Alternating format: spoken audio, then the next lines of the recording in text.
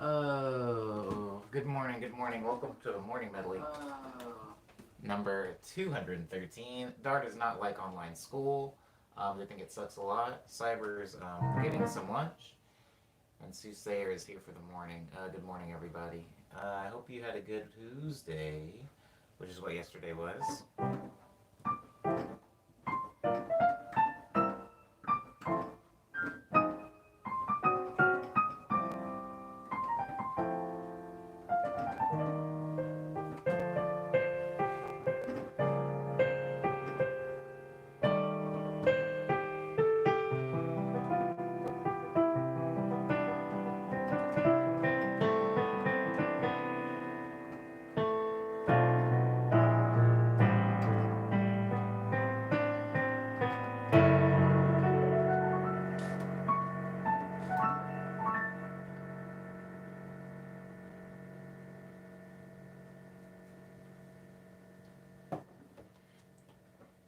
It's good. Wow, it's good today.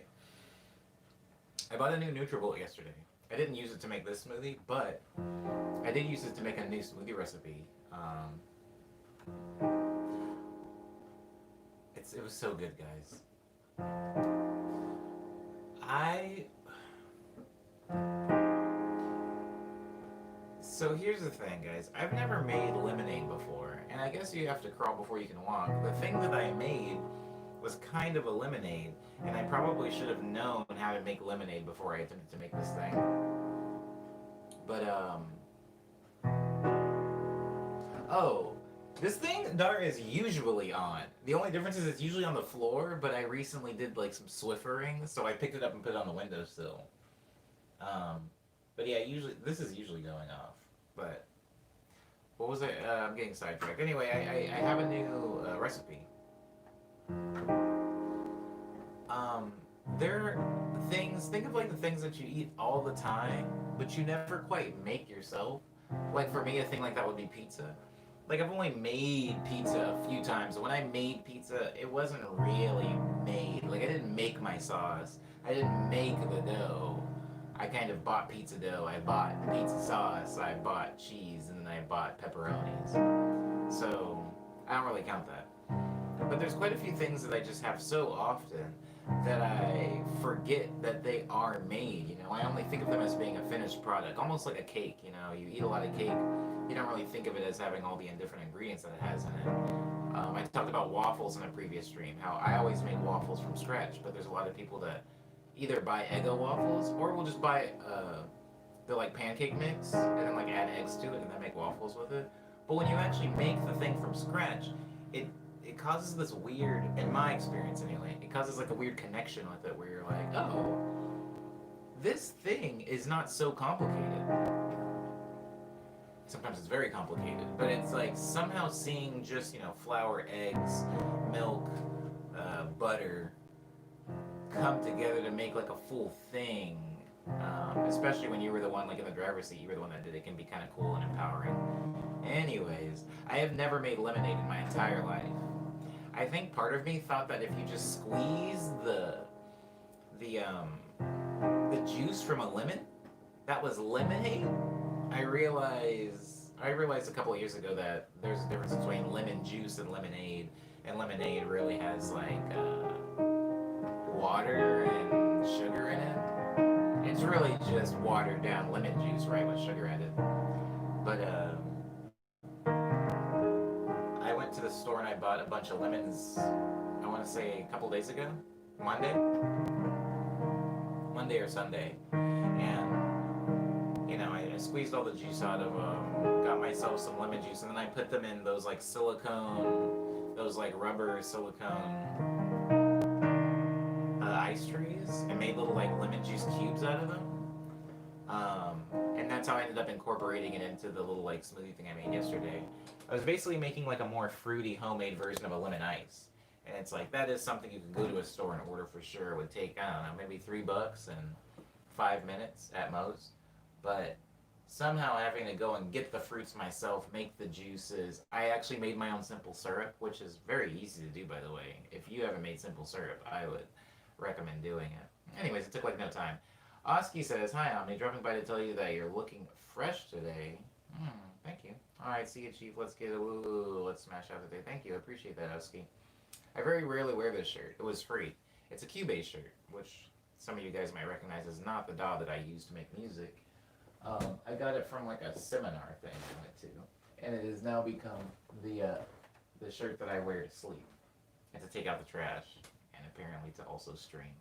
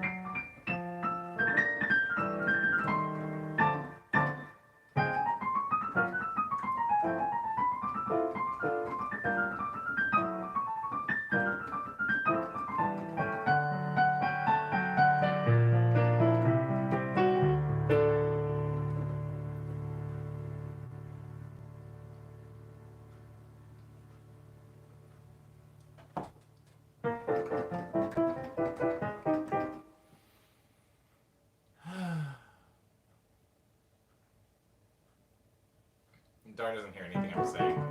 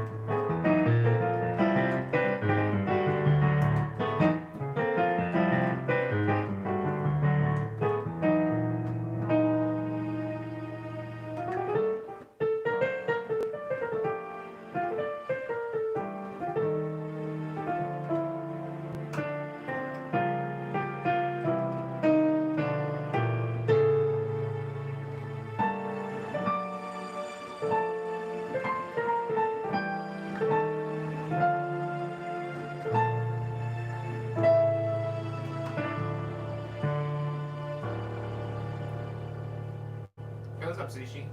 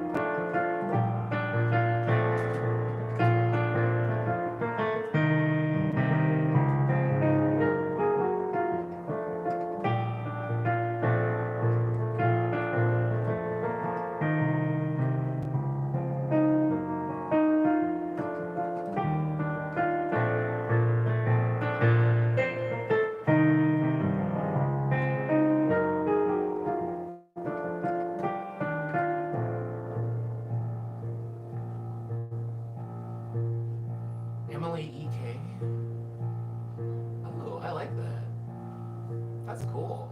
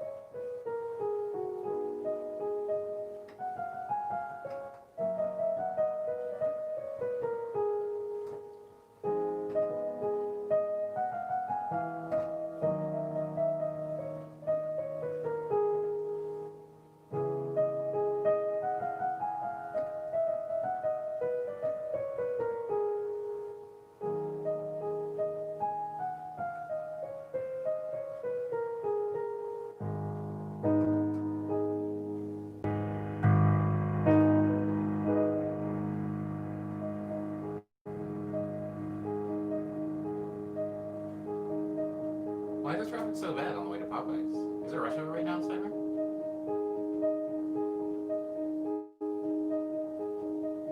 Have you started working on your Halloween track yet, Omni? That's gonna be.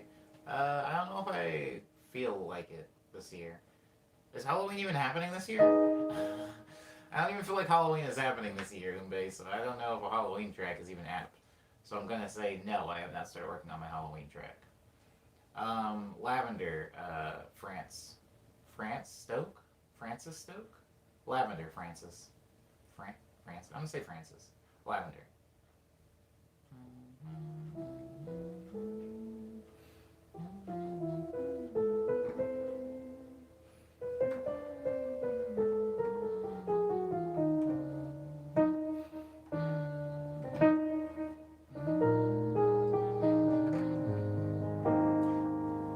I totally forgot about this year. I feel that's the same way. Yeah, right? Yeah, it just feels weird. Guys, remember when I smashed my finger real bad and then I was like keeping me from playing piano? I like looked at it yesterday for the first time in a minute and it's still kind of bruised. Like it takes fingers a while to heal, huh? It's taking a minute.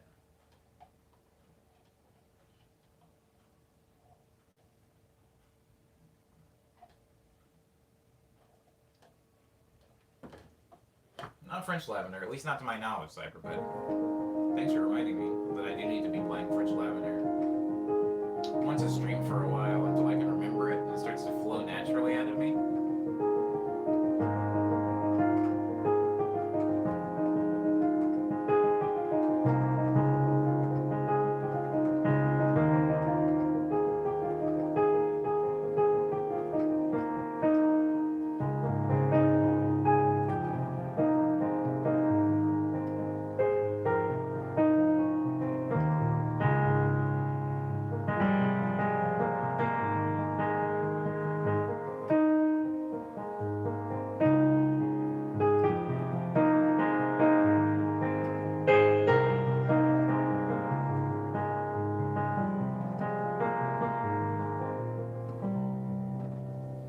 What's the last thing that everybody on the stream cooked?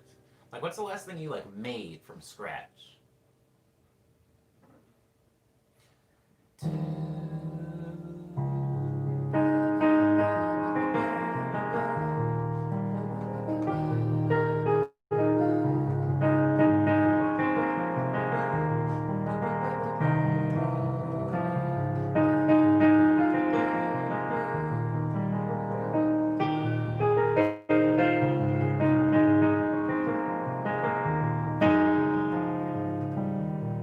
Veggie fried rice, says Lindsay. Interesting. Lindsay, I've never fried rice before. I've never fried rice. I don't even know that I've actually made rice, being honest.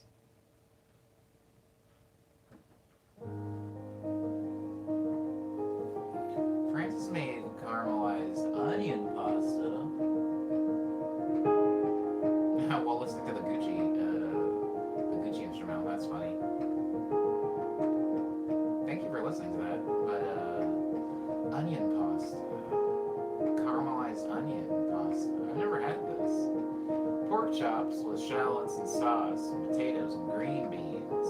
Interesting. Yeah, Lindsay, I just don't eat a lot of meals. Like rice isn't a thing that I. That's like not my starch of choice, I guess, if that makes sense. And so since I well, okay, so that's a lie. Let me back up. I have made rice like twice, and it was because I was making burritos and I wanted to put rice in the burrito. But typically, no, rice isn't really my go-to. I usually do potatoes when I'm looking for a starchy thing. And I know that can be weird sometimes because yeah, I make Mexican food sometimes, but usually when I do that, I just make fries with Mexican food. I know, I don't know, weird.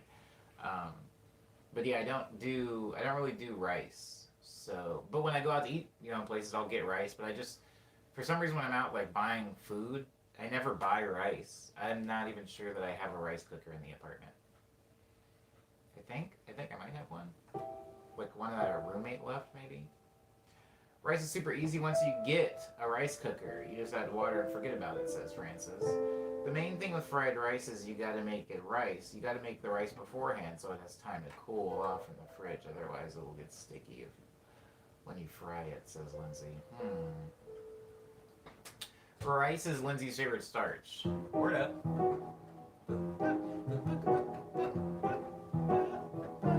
So the reason I asked, I like the answers, by the way. Caramelized onion pasta is something I would have never even named. That's not something that's like in my vocabulary. Cybers with the pork chops. I've never made a pork chop. I've never made a pork chop. I don't know that I ever will. Actually, I have enjoyed pork chop. I am a fan of pork chop. It's just big, big meat. Big meat's rough for me. Making big meat is rough. So I don't know.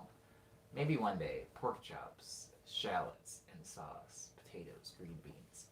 Speaking of sauce, I bought a new NutriBullet yesterday. This is an aside, and I'm gonna get back to what I was talking about with you guys. But I got a new NutriBullet yesterday. They come in two different varieties. There's like a 600-watt one that's like the one I've always had, and there's a 900-watt one, which is like, I guess the motor in it is way more wild and will like shred through anything. It's $20 extra, but I didn't get that one. I was like, I don't know that I need that. $80, please. So I didn't buy that. But I saw on the side of the box that NutriBullets can be used to make like sauces, and I was like, why have I never done that? Why have I literally never thought to make a sauce in my NutriBullet? I've never done it. I've never like made a hot sauce. And for somebody that loves hot sauce as much as I do, I think I might make sauce and then bottle it. And then like, anyways, something that I'm gonna be doing.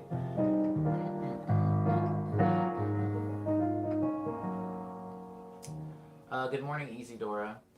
Lindsay's asking, what have I cooked besides the things we already know? That's hard, right? Because I don't really know what you know. I'm gonna name the things that I have made. Um, wow, this is gonna be weird. Biscuits. Buttermilk biscuits is a thing I can make. Fried chicken, obviously, is a thing I can make.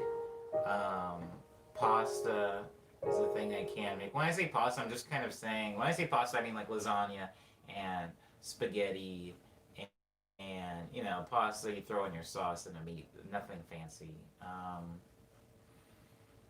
A wide variety of smoothies, but that's not really cooking, really. That's just portion control, so I won't count smoothies. I can make waffles, obviously pancakes, which I do not enjoy. I can make cornbread. I can make most breads, right? Biscuits, waffles, pancakes, stuff like that. I don't really make cakes because I don't like cakes, but I guess more savory breads, if that makes sense. I don't know. I don't really know how to answer that question, Lindsay, because when you're saying what can you make, there's a lot of things that I can assemble, right? Like you've seen my breakfast sandwich, but there's not a lot of cooking involved in that. It's like, yeah, I make the eggs and I make the bacon, but then everything else is like, cutting tomatoes, cutting lettuce, washing spinach. I don't know, toasting buns. It's not a lot of cooking going on there. It's a rough question to answer, I suppose. Word. But you can fade chicken, and that's harder than pork. Fried chicken. You can fry chicken, that's harder than pork, says Cyber. Is it? Honest question. Is it? I feel like frying chicken is extremely easy. I feel like frying chicken is like the like starter pack to making meat, and then you like graduate to being able to make like pork and like beef, like barbecuing, like beef ribs or something like that.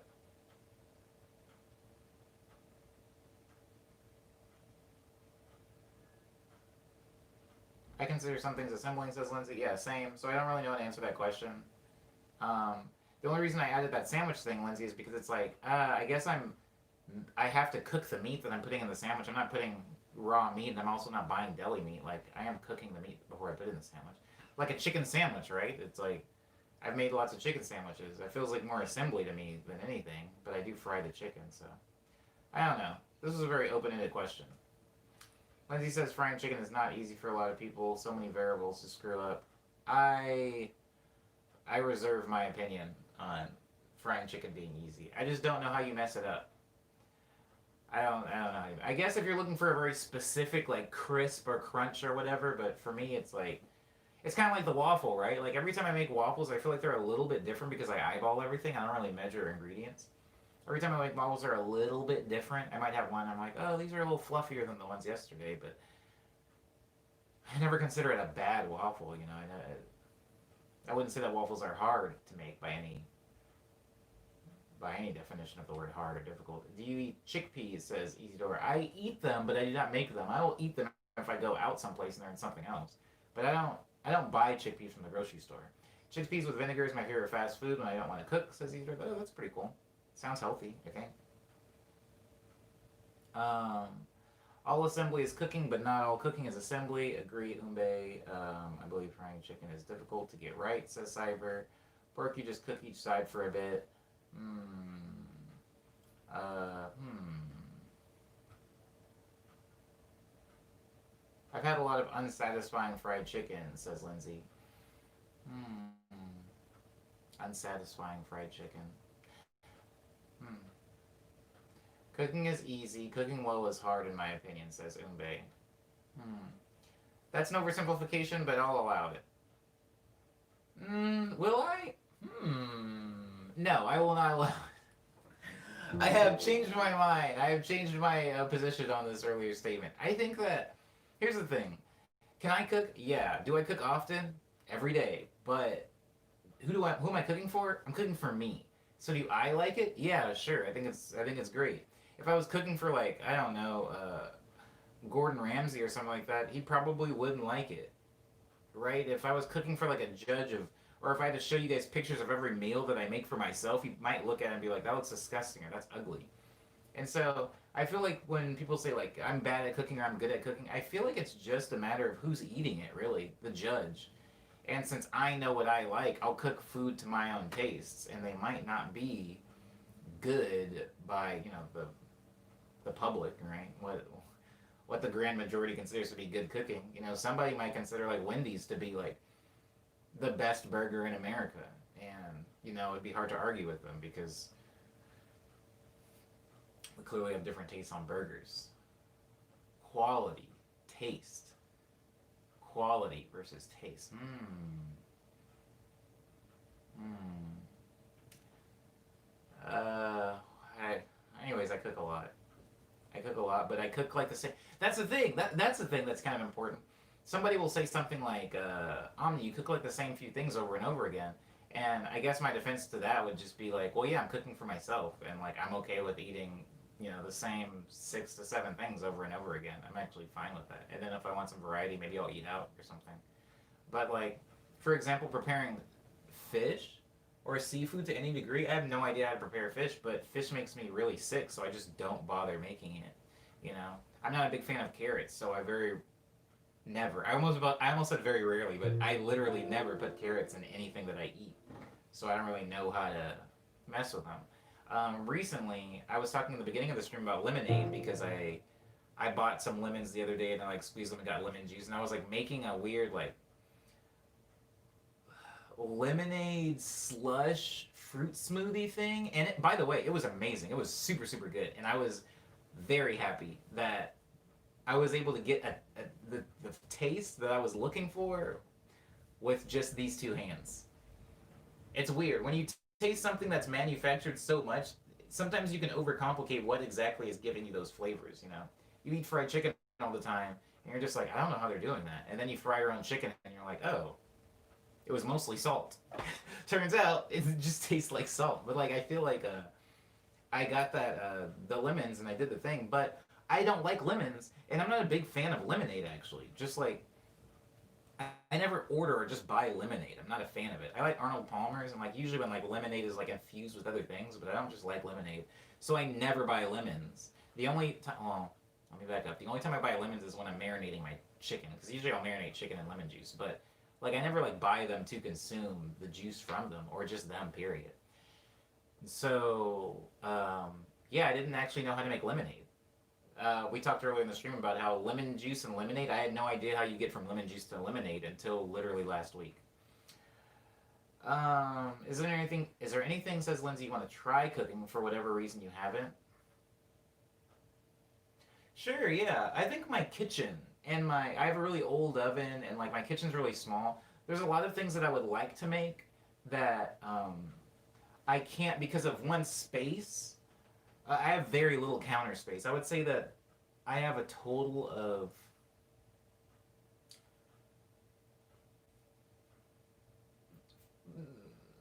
like 3.5 feet of counter space. I don't know if you've seen it in videos, but that like that space that they have where it's like the sink and then there's like I don't know 2.5 3 feet on this side and then like 1.5 to 2 feet on this side. That is that's it. There is no counter on the other side, and so it's like think even like specific appliances. Like I can't have certain appliances. Like people are like, oh, I have a rice cooker, I have an air fryer, I have a toaster, I have blank blank blank, and I'm like, I don't have the counter space to have those things, and I also don't have the cupboard space to store those things. And so there's a lot of foods like even my waffle maker. Like I put my waffle maker under the sink, like where like cleaning products and stuff like that usually go. It's like I just don't have a lot of space for stuff. So there are a lot of meals. Say, for example, chicken. When I fry chicken, sometimes it's kind of a nightmare because it's like I have my like eggs, and then I have my my breading here, and then I have the raw chicken here, but then I also have like a pot over here, and it's like my kitchen. If I'm making anything, my kitchen goes from being squeaky clean to looking like a tornado hit it within like 2 minutes. And so there's a lot of more involved things. Nothing's coming to mind right now, but things like stir fries, there's a lot of more involved things that I would like to be able to make, but it's just so much. Guys, even when I'm making my chicken sandwich, it's like a nightmare. I like it, and it ends up tasting good in the end, but one, it makes my kitchen extremely hot because there's not a lot of ventilation in my kitchen. And two, it's like I've got again the chicken, the breading, and everything over here. Then I have the hot oil, but then I also have the potatoes. I'm like cutting potatoes over here with the cutting board. And there's hot oil for that, and then I have like veggies that I'm cutting and put on the sandwich, and then I'm like making the sauce for the sandwich, and it's just so much to get like a plate with a sandwich and fries on it. I dirty and mess up so much in the kitchen, and it's just so small. The kitchen is very small. Um, but to answer your question specifically, Lindsay, like if there's any specific dishes or recipes that I would like to make, but for some reason haven't. I would say the main reason I haven't made a lot of things is for space. But like mostly things like stir fry, like full on meals. There are a lot of things, Lindsay and Cyber and everyone, that are like very, very they're conducive almost to like cooking for a family, like making pasta, making a lasagna. There have been times where I made like roast chicken, mashed potatoes, and like corn and stuff like that, green beans. But the problem is when I do that, it's like only I'm eating. So if I open up a can of green beans, there I also need Tupperware to put in the leftovers. If I open up a can of corn, I need Tupperware to put in the leftovers. Like everything has leftovers, and it's just I would like to be able to open a thing, make a meal, and it be gone at the end of the day. I hate having to like scrape leftovers out of a pot into a thing. I hate that. And then having that in the fridge. It's just annoying. So there's a lot of like bigger meals, that aren't for a random bachelor. It's more for a family that I don't really cook. Um, anything that's big like that can be annoying. But I was gonna say something specific. Other than space constraints, another reason why I don't make certain things is it keeping like a lot of people when everybody was going like bonkers for bread. I had a conversation with a really good friend of mine named Greg. Uh, I love that dude. I haven't seen him in forever, but he's down in San Diego, I think, now visiting family. But Greg, Greg had this like spiritual experience because he made a sandwich, and not just because he assembled a sandwich, but because he like made. Good morning, Liana. Because he made the sandwich, like he baked the bread for the sandwich. He marinated the meat and cooked the meat for that sandwich and like cured it. Cured it? Yeah, he like cured the meat for that sandwich. He grew the vegetables for that sandwich in his little like a literally a garden like this big in his backyard.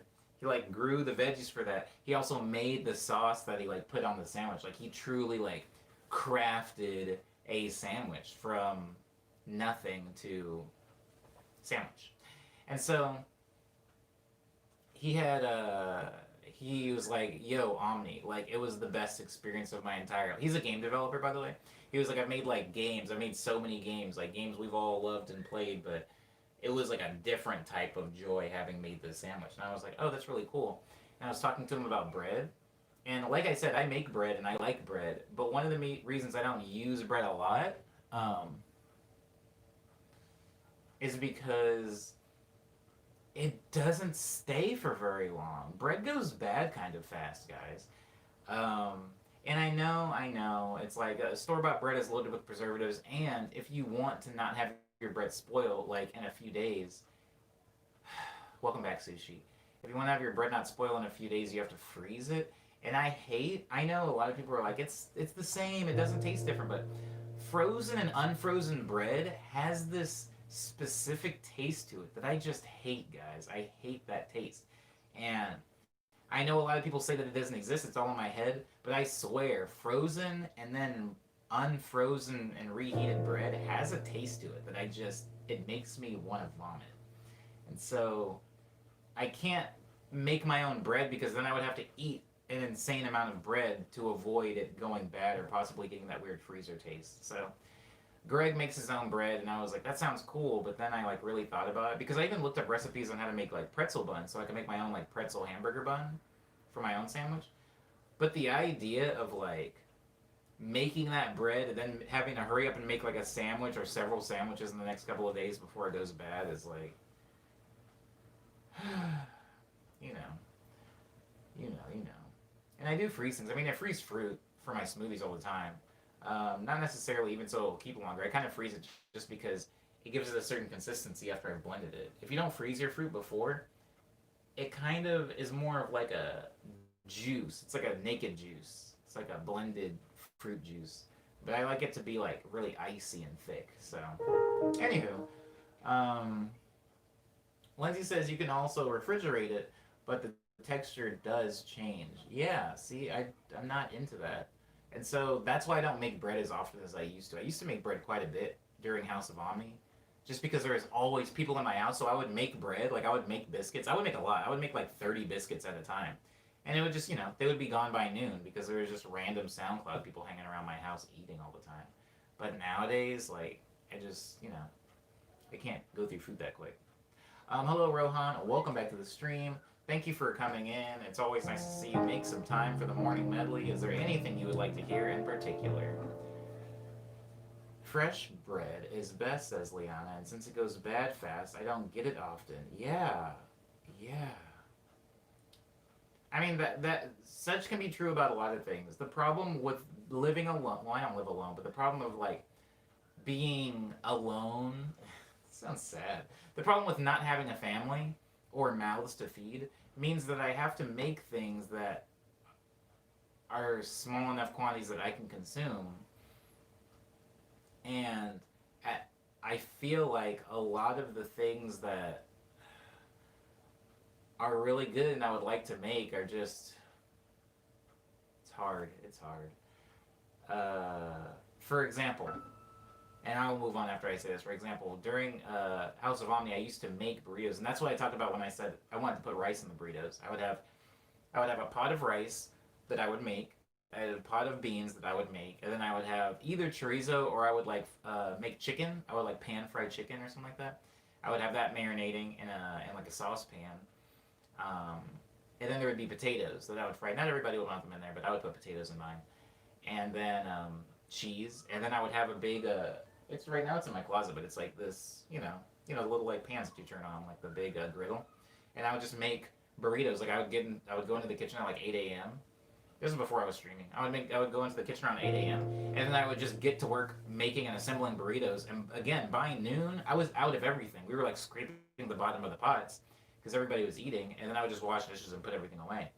Now, when I want to make a burrito, it's like I buy a can of beans, I buy all this stuff, and I make one burrito because when you think about it, guys, like there's not that much beans in a burrito. There's like this much, and then there's like this much rice, this much meat. It combines to make a big thing, but it's really not that much. So I have to end up with all these leftovers. Then what? I'm gonna eat burritos for the next 4 days so that nothing spoils. It's just a lot. It's hard.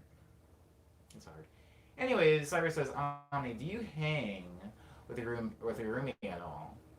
Like, would you consider them a friend, or are they just there to help pay rent? I knew them before they moved in, Cyber, so I'd consider them a friend. I would consider every single roommate that I've had a friend, Cyber. I never moved in. I know that is like a thing that a lot of people do. Like things get down to the ropes, and honestly, you just need somebody to pay half rent. I've never moved in with somebody I didn't know. So like Dusty, my first roommate, was somebody that I actually knew back when he lived in Arizona. The roommate after Dusty, who was after Dusty? Ricky? No. Yes? Ricky is up in the Bay. Me and him were friends because we were like in the same music scene. He kind of hung around a lot of the producers that I hung out with, and he did graphic design for a few of them. So I was friends with him. He moved in. After him, Ben moved in. No. Yes, after him, Ben. After him, Andrew moved in. Andrew was a friend. Me and him and Mark's manager used to hang out a lot, like 2016. So then he moved in. After him, Ben moved in, who was also a producer. He made like dubstep and stuff like that. He was in a collective that was like adjacent with my collective. I've pretty much known everybody that's moved here. After that, Sky moved in. You guys know Sky, also a friend. I've never like put it up. I've never like put up like, hey, room for rent like online and let people come in. It's usually like I can just announce to my close friends like, hey, the room's open if somebody wants to move in. And usually one of my friends, like it was during the time everybody always wanted to move to LA, so it was pretty easy to find a roommate. Because it wasn't like I was living in like Oklahoma City. No offense to Oklahoma City, but if you live in Oklahoma City and you're trying to get, homies to move in, maybe it's a little bit harder, but people just wanted to live in LA anyway, so it was pretty easy to find friends to move in. Good question though, Cyber. Lenny says he's going to have a golden brown outer crust with soft and crumbly inside. It's sort of buttery, so you can get it with sweet or savory things. Says Lindsay, who is describing a what? Rohan says a question. How do you go about mixing audio when you use it? Recently been obsessed with Bubblebee, and Cloud Surfing was first song of yours I loved. Rohan, you're asking some good questions that you should ask in the Friday stream. I don't know where you are in the world, so I don't know what time it is right now for you.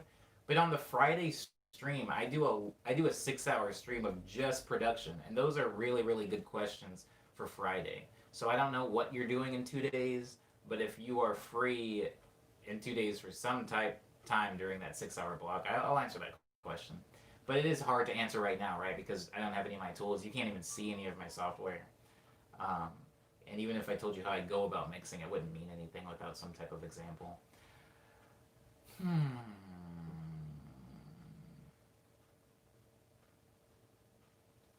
Yeah, Cyber. Sometimes it is nice. Sometimes it's not. I don't need to really talk about the pros and cons of that. But I think you understand. I'll say this, Cyber. There have been times where I wish that whoever came in to the space was somebody that had no idea what Omni Boy was, did not know what I was doing in my room other than like, they just thought I was playing piano for fun. There have been times where I kind of wanted that, just some random normie to like take up space, pay rent on time, and was like, I don't know, what's an Omni Boy? That would have been cool, or at least interesting to try one time. But I have never had that. Everybody that's moved in has been not only very, very knowledgeable of like my career path and what I'm doing, but sometimes even competitive with it. Which we've talked about how musicians in a closed space there's competition there. Sometimes it's like, yeah. Anywho, Sushi says, does anyone like muffins? Oof. Um, I like muffins. I never make them though. I have to say that's one of the baked goods I've never made, and it never even occurs to me to make muffins when I'm thinking about baked goods. I would say that I eat on average a muffin a year. Maybe every other year, every 2 years, I'll have one muffin, one of the bigger ones. And I won't finish it, and then I'll think to myself, yeah, I'm not gonna do this again for a pretty long time.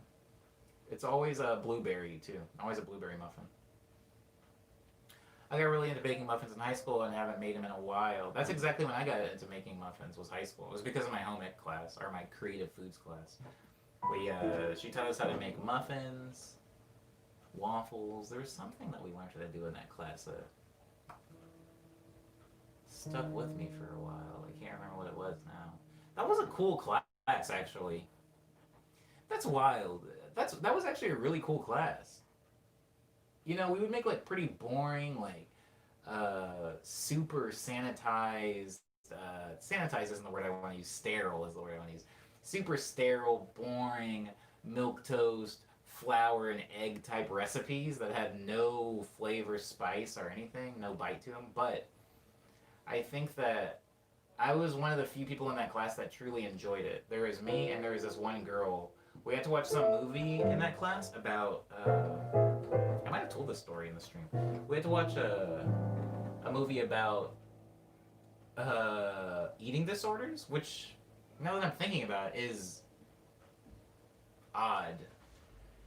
We had to watch a movie about anorexia or bulimia or both, and the girl who plays the lead anorexic girl in it is Kimberly from the Power Rangers, who I was like really into when I was a kid, and I remember we watched that movie, and I was like, "That's the Power Ranger." Oh wow. Anyways, it was a cool class. I was really passionate about it. I had a lot of fun in that class. Everybody else just goofed off the entire time. I was like throwing food at each other. The Lily Collins movie. I don't know, Isidora. I don't know. Maybe. Yes. Lily Collins. What are you talking about? Lily Collins. Oh crap. No, is it? Hold on. No. Is it? I want to say, oh my god. No. No. Not this one. Right? No. Definitely not this one. I'm going to say definite no. Is I can find it later if you want, but I don't think you want.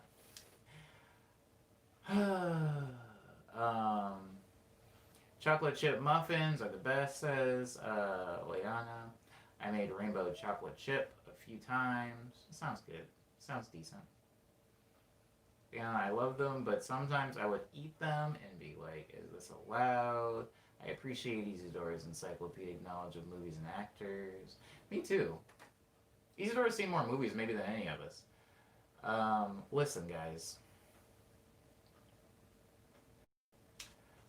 We've all had chocolate chips here, yes? This is another thing I brought up in a stream. Some of you might not remember it.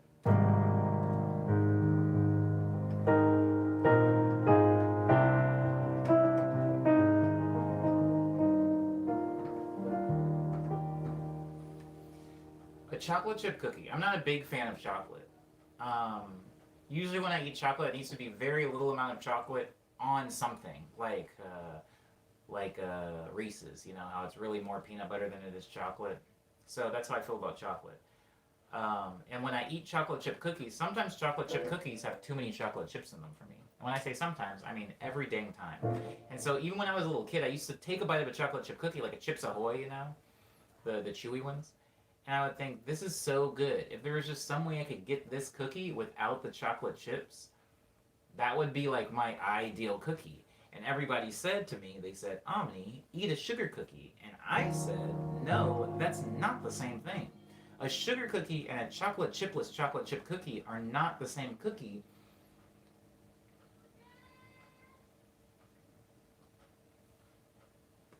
They're not the same cookie. They're not even the same color. Thank you, Lindsay. It's not the same. It's not the same cookie. I It'll be saying who said this? Everyone, the world. When I was in school, everyone, literally nobody. I was getting nobody backed me up and said, "Oh, those aren't the same thing." Everybody, everywhere says the same thing.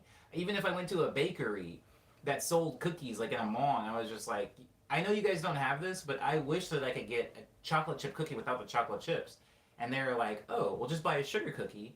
And I would say, "No, that's a sugar cookie. That's different. I want a chocolate chip cookie without the chocolate chips." And they're like, "Yeah, what you're talking about is a sugar cookie." And I would look at them and I would say, like, "Look at this cookie over here. See this sugar cookie with M&Ms in it?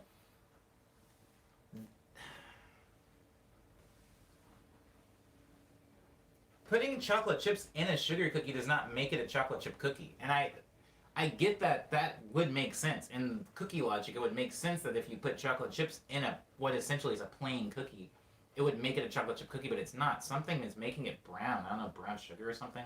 But the taste of a chocolate chip cookie is great. I just want it without chocolate in it. It has more salt, says Liana. Whoa, really? Is that what it is? Salt really is a god ingredient, huh? Uh, the flavor is very different. Chips Ahoy with no chocolate chips would slap. Thank you, Umbe. Oh my god. Why is this not a thing? Because the world's crazy, Umbe. Because the world's stupid and they don't understand what the people need. We have chocolate chips, then they have like double chocolate chips, and then there's like ooey gooey, yummy, chewy, and then they have like ones with peanut butter or something in them, ones with little pieces of Reese's in them. But never did they think, hey, let's sell a cookie without the chocolate chips and call it just like, uh-oh, no chocolate chips or whatever. I don't know. They could like make a whole ad campaign about how like the factory broke when somebody like Mr. Chocolate Head was like sleeping, or Chocolate Chip Man made off with his millions. I don't know, but I would love to have a Chips Ahoy chocolate chip cookie with no chocolate chips in it. That would be great. The reality is the dough base is probably the same between the chocolate chip and the sugar cookies, and the difference is the sugar topping makes it bake lighter, and the chocolate makes the dough darker. It's usually brown sugar that makes the difference as far as I know. Yeah, brown sugar. Yeah, because I've seen dough for chocolate chip cookies before they put in the chocolate chips, and it's already dark. It's already dark. Air diffuser, Crow. What about the chocolate chips with the cookie? What about chocolate chips with the cookie, says Eddie? Without the cookie. No. Wait, if you're asking me if I would like to eat that, no. The whole point of me taking the chocolate chips out of the cookies is because I don't like chocolate chips. So chocolate chips without the cookie would be trash for me. For me personally, in my taste, it would be garbage. You would be handing me a handful of garbage. Have a whole brand of uh-oh cookies. Yes. Thank you, Liana. I feel like the intelligence is here. The genius is here in the stream. We just got to get it out to the market. Have you ever seen an oil diffuser, Crow? Oh, maybe Crow hasn't. Maybe Crow hasn't. Oh.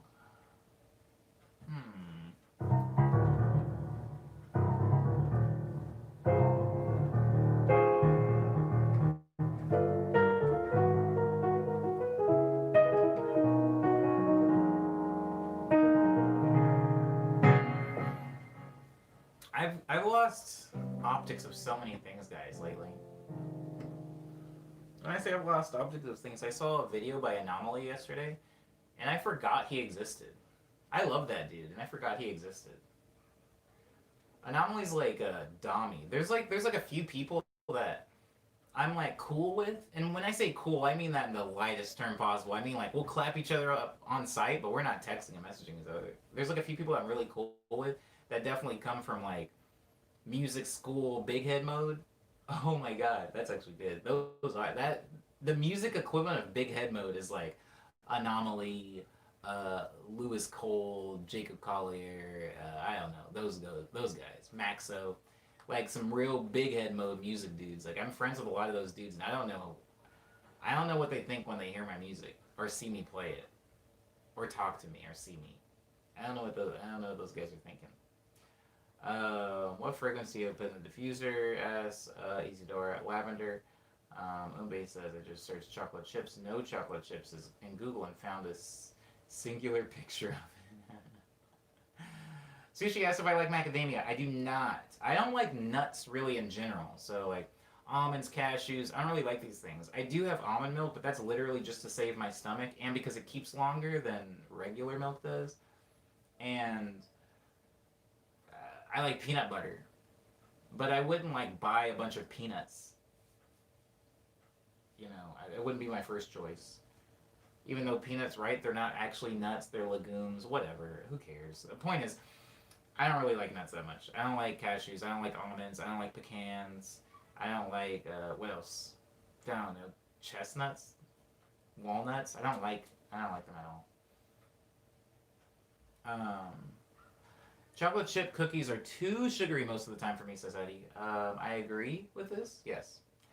Um, I'll do it, Umbe. I'm gonna get. You know what? Screw it. That's what I'm gonna do. I'm like going like hamburgers on cooking right now. I'm gonna make the chocolate chipless cookies. Stay tuned. Stay tuned. I'm gonna do it. I'm gonna figure it out.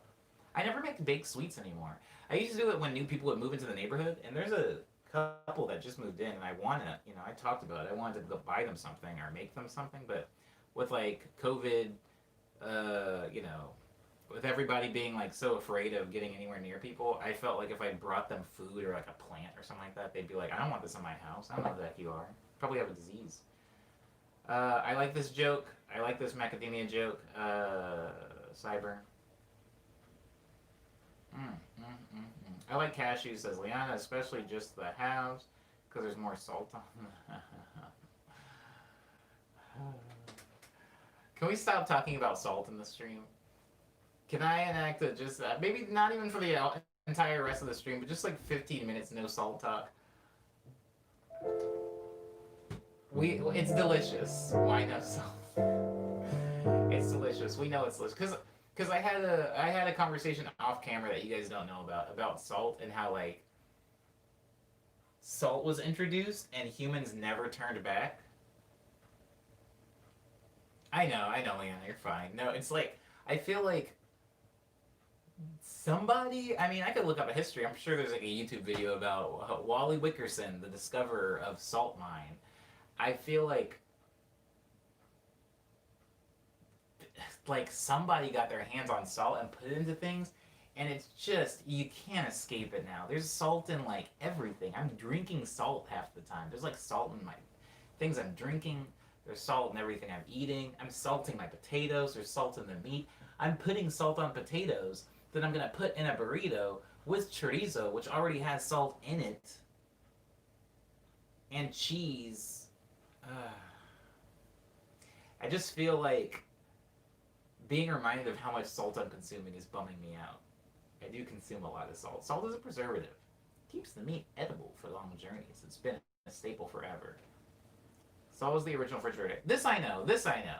Maybe this is good, useful information for somebody else in the stream, but I'm very well aware of like people throwing their pork in salt and going, wee hee hee, it's not moldy yet. I love it. I love it. And then now it tastes like salt. And wow, so delicious. It's delish.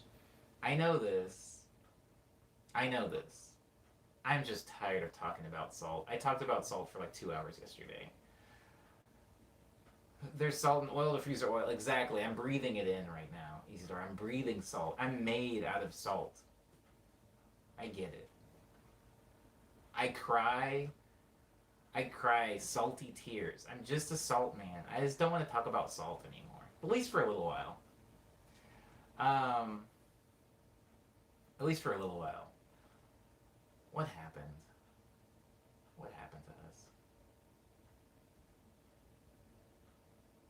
Mm-mm-mm. Let's hot pepper. Well, now you're talking, Eddie.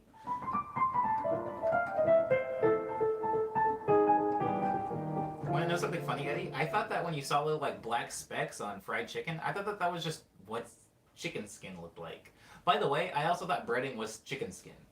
So when like you would get chicken fingers, I thought that was like what happened if you threw a chicken in the fryer, its skin bubbled up and got crispy and brown and turned into breading. And also those black specks were just part of it. I didn't realize that that was pepper until I, later had to make my own fried chicken. And I was like, oh, check it out. It's pepper in there.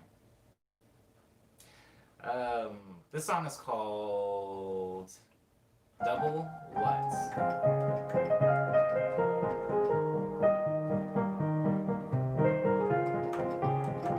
Salt and Pepper was a group in the 90s. Or I dream it. No, you didn't dream it. Salt, salt, salt, salt, and pepper's here. Salt, salt, salt, salt, and pepper's here. Remember that? Easy Door remembers that. Cyber probably remembers that. Salt, salt, salt, salt, and pepper's here. I think Salt and Pepper might have been, oh, Easy Door knows what.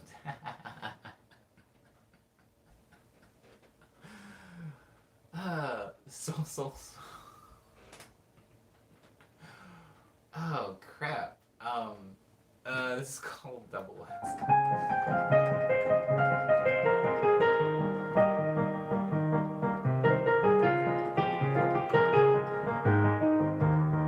What song was it? What was the song that they had? They had like a big main single. Like you guys, everybody in the stream knows the song, even if you don't know Salt and Pepper made it. But it's like, they were like, the song was called what is it? Push It. Thanks. Push It. So, and Pepper's here. That was great. They're still alive, by the way. They were in some commercial. It might have been a Geico commercial or something.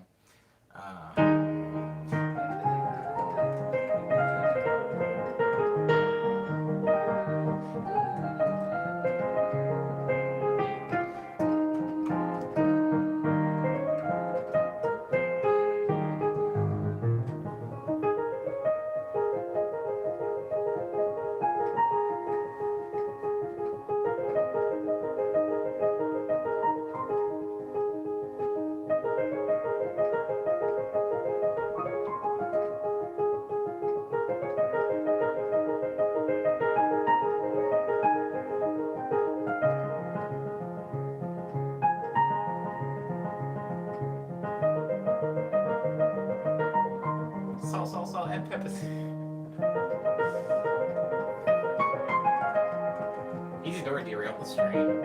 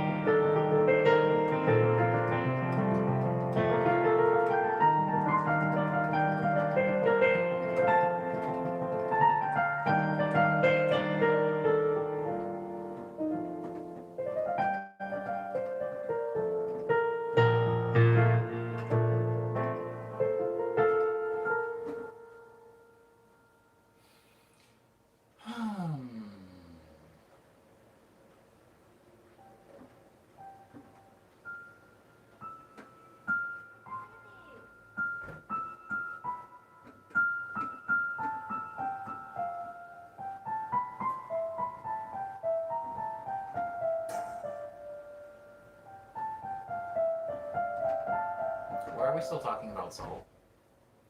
Why do I finish this song to see salt being mentioned in the stream? I just wanted 15 minutes with no salt, guys. Guys, when there's salt packets, and and it comes in the little two lumps, like two little like pill capsule things, why? Is one serving size one of those bubbles? Is that even how salt's packed anymore? I haven't put salt on things out in the wild anymore. Usually stuff comes salted, and if it doesn't come salted, I eat it anyway because I'm an animal. Oh, Midnight Drift 1, 2, 3.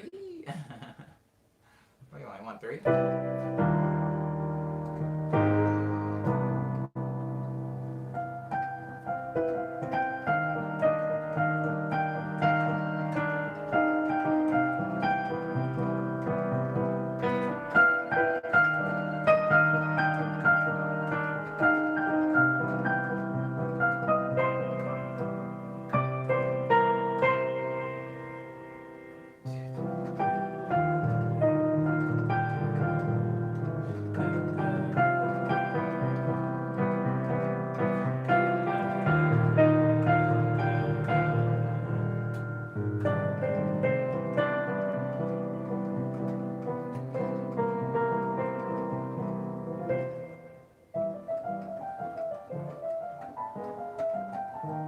Oh, did you miss all of vanilla, Lindsay?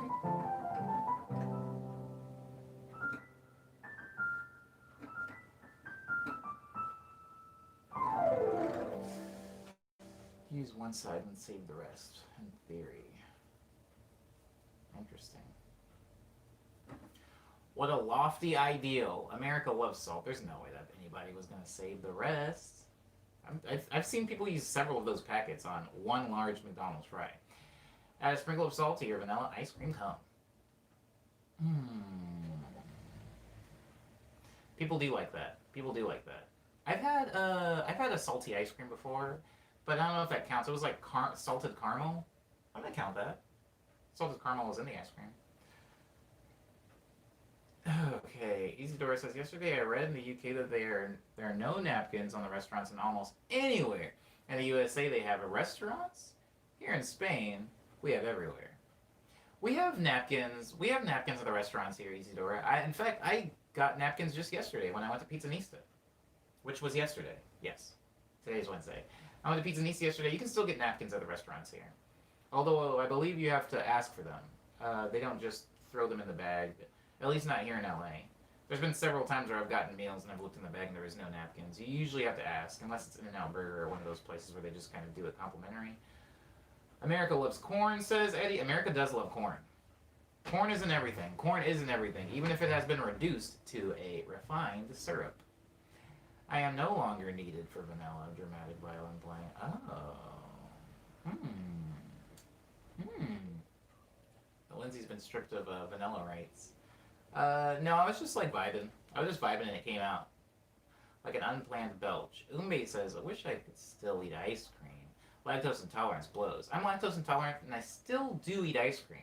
I just suffer through the consequences. But when I say I still eat ice cream, I would say that I eat on average 1 scoop of ice cream every 2 to 3 months. So it's not often at all. Umbe, but I do still consume ice cream every now and then. What's with Asian restaurants only giving 1 napkin? Money saving, I think, Leona. If I had to hazard a guess, it saves money. It saves money. Although, I don't know that I've ever used a napkin at an Asian... Nope. Take that back immediately. I have used a napkin.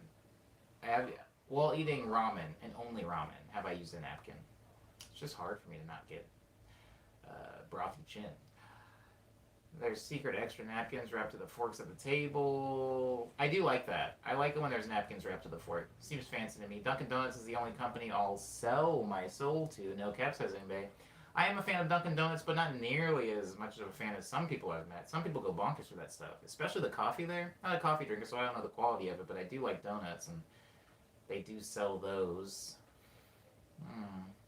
Relishing in my feigned anguish. Oh. I like it when anguish is feigned, though. Isidora likes the concept of secret napkins. Eddie is lactose intolerant as well. But Eddie is in love with the ice cream, so I was going to eat it anyway. I don't like relish, for the record, says Cyber. I don't know what record this is getting added to, but I love relish. Huh. Cyber, we're going to revisit that. I still drink milkshakes and take 3 days long. 3 day long gut punch. Okay, I'm not that lactose intolerant. Uh, I I will the consequences of lactose consumption for me are not, they don't carry over into another day. They don't even carry over into, I would say I feel pretty bad for like the next 2 hours, three maybe tops. Omni, are you a picky eater? Says Eddie. Some things make me sick. So here's the thing, Eddie. Anyone like pickles? Says Sushi. Don't know where I got that from. I love pickles, but we're coming back to that later because of what Cyber said. First, Eddie's asking me if I'm a picky eater. Some things make me sick, Eddie. And so I don't know how we're defining picky eater. Because somebody could say, Omni, you don't like lobster, picky. Or I could go to a seafood restaurant. Omni, you're not eating sushi, picky. You don't want crab meat, picky. You're not going to eat any of this salmon? I just don't like seafood. Seafood makes me nauseous. I don't know if that makes me a picky eater or if that just, if that's more of like a health thing. I would say that my palate, Eddie, is smaller than some friends I know just because a lot of things tend to make me nauseous. I know that there's some things I don't like to eat. A good example of a thing that I do not like to eat would be cilantro. Well, cilantro tastes like soap. Bad example. A good example of something that I do not like to eat would be broccoli. I'm not a big fan of broccoli, but if I order something and broccoli comes with it, I will eat the broccoli. If that makes sense. I don't like kale or chard. Like, they're the leafy green that I don't really like so much. But if I order something and they come with it, I will eat it because it's there. So I wouldn't say that I'm necessarily a picky eater, but things that make me feel physically bad, I'm not going to eat them. I'm definitely not going to pay for them either. So I don't know what a picky eater is. Eddie says a picky eater are the people that never eat something that might be out of their comfort zone. Okay, so that's not true then. I would say I'm not a picky eater. I mean, I've gone to other countries and I've definitely ate things that didn't look like something I would like. I've even eaten things that I know I don't like and wouldn't like and would make me sick when put in a certain situation. Like I talked about how seafood makes me feel sick, but I've eaten several takoyaki balls just because I was around people that were eating them and I was in Japan and I didn't want to offend anybody. I would not say that I'm a picky eater. I would just say that there are specific things that I like to eat, and it's a pretty controlled group. So if I'm in charge of the kitchen, I'm gonna make one of those things. But if I'm out of my comfort zone, I will eat out of my comfort zone, if that makes sense. Eddie. However, there are just some things, I'm not gonna eat like a chocolate covered roach. I'm not eating crickets or anything like that. That feels excessive. That feels excessive. Doesn't feel necessary. Doesn't feel necessary to eat a cricket. If I'm hungry, there's no way a cricket is going to hit the spot. And I can say that without having eaten them. I mean, they're just too small. Maybe if a cricket were the size of a dog, somebody like fried up a cricket leg, maybe I would try it then. Anyways, if you travel, you try new food, anything without seafood. Well, as I mentioned earlier, Isidore, I did do the takoyaki thing, which was a foreign food that had seafood in it. But typically when I'm traveling, I avoid seafood because, one, I don't want to get sick, especially when I'm away from home. Like, who wants to ruin a vacation by getting sick for several days? And secondly, I don't want to offend anybody I'm around by getting sick by eating something that they are trying to share with me. If I've been stripped of vanilla rights, I'd like to formally apply for other song rights. No, you still have your vanilla rights. It just came out during an improv. It's okay. It's okay. All is well. All is well in Kingdom Come. Those greens taste especially bitter to some people, says Liana. Yeah, they do to me. But I will eat them if they're there. I wish I liked seafood more, but shellfish is gross. It's sick, says Lindsay, or at least it makes them sick. Cyber says Omni is not a picky eater, but he is a pickle eater. I am a pickle eater. I do like pickles, which are filled with salt, says Cyber. Word up. As well, I would assume they are. Everything's filled with salt. I'm made out of salt. We live in a salty country, on a salty planet, producing and consuming salt constantly. Do you like takoyakis? Never ate them. I don't eat seafood. Oh, yeah, that's what I was talking about, Isidore. Yes, I've had them. I do not like them. I've had them a variety of times. I've never liked them. I do not like chicken, says Crow, and I'm black. I just grew away from it. Word up. I mean, there's a lot of things that are stereotypes for black people that I also don't like, Crow. Like chitlins. I don't like chitlins at all. Not even a little bit. So that's a thing. Somebody says, ate a termite in Costa Rica. Gotta say, it didn't taste super gross. That's not a very good selling point, but I'm glad that you did try a new thing and that it wasn't gross. Or, as you say, super gross.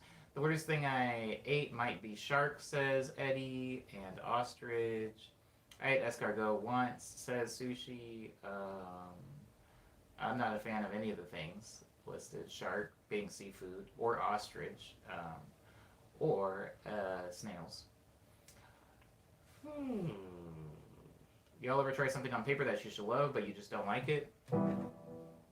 Yeah, there's a lot of examples of that for me. Not even just in food. Music, movies, concepts, clothing.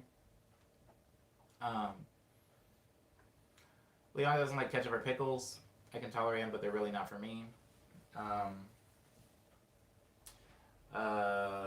Something that on paper I should like. I'm opening that up, by the way, outside. Uh-oh, we're gonna have some trouble. We're gonna have problems. Anyways, something that I should like on paper that I don't like in practice.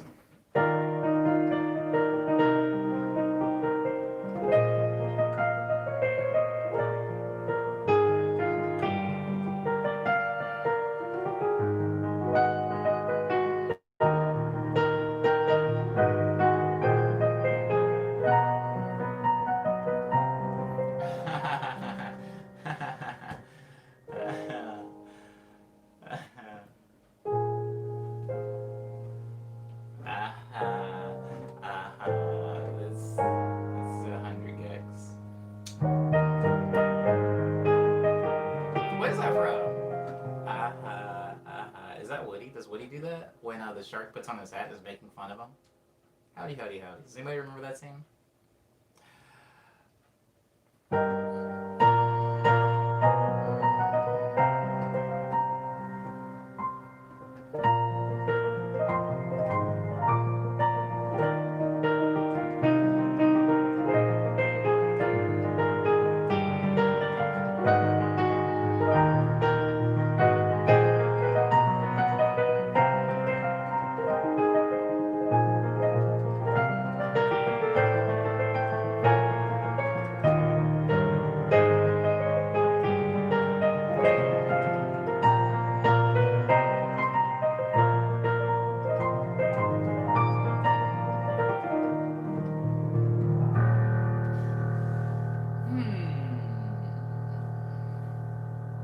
It's like skirt steak. It's interesting, says Cyber. I had a teacher tell me calamari in LA is most assuredly pork butts. Wow. I wonder where that teacher is now. Sushi, the internet. I should like Star Wars on paper, but always found the movies underwhelming, says Eddie. I can't get over how much I dislike the music in most musicals.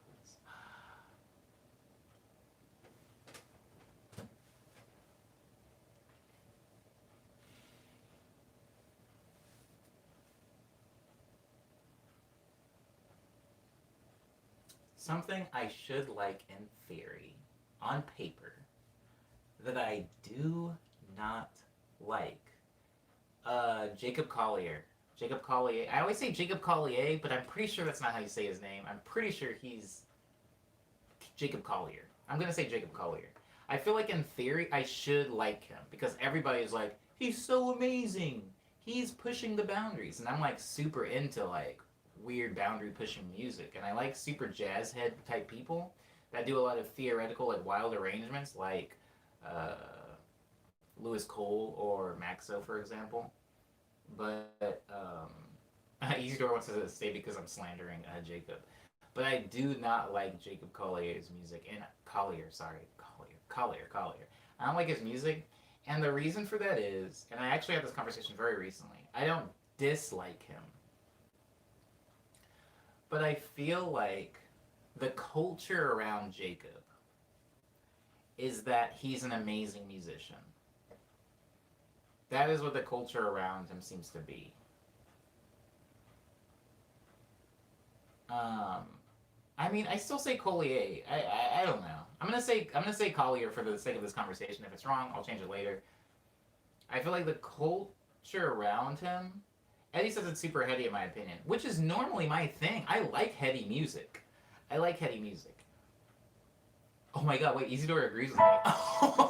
I thought I was like upsetting Isidore right now, which I would took no pride in, by the way, but that's funny. Um, okay, Isidore's mad. Here's my thing with Jacob. Here's my thing with Jacob. And this can be taken. I'm always afraid of things being taken from this stream and shared places. This is a soundbite that is completely safe.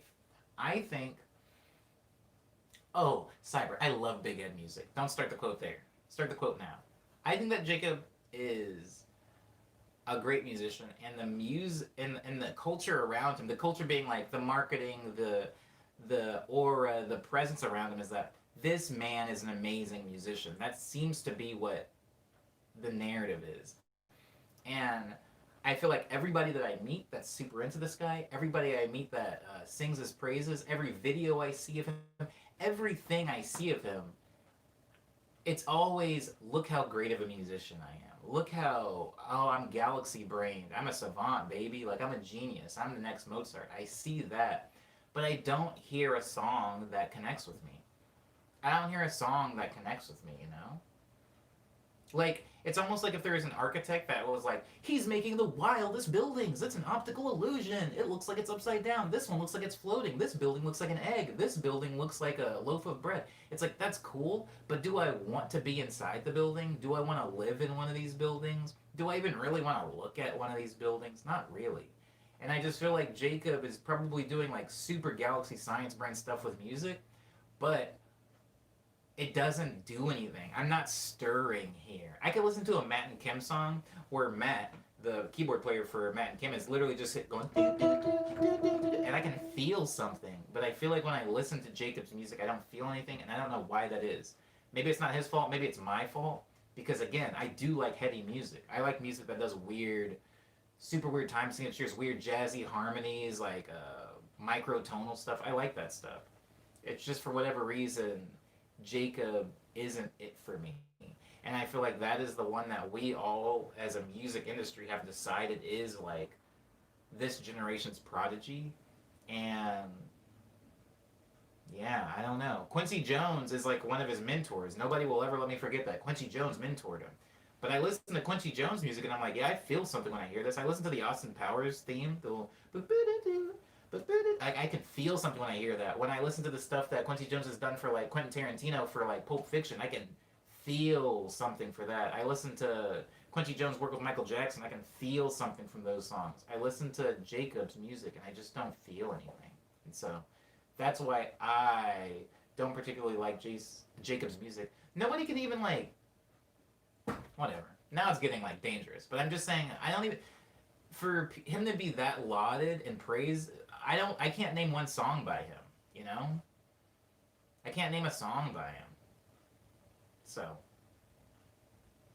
anywho, why did we get on him? Oh, because that is one thing, Lindsay, that I feel like on paper I should love. They're like, Omni loves big head music. He loves super heady, musical, like theory, jazzy, classical, like weird stuff, like Dream Theater or something.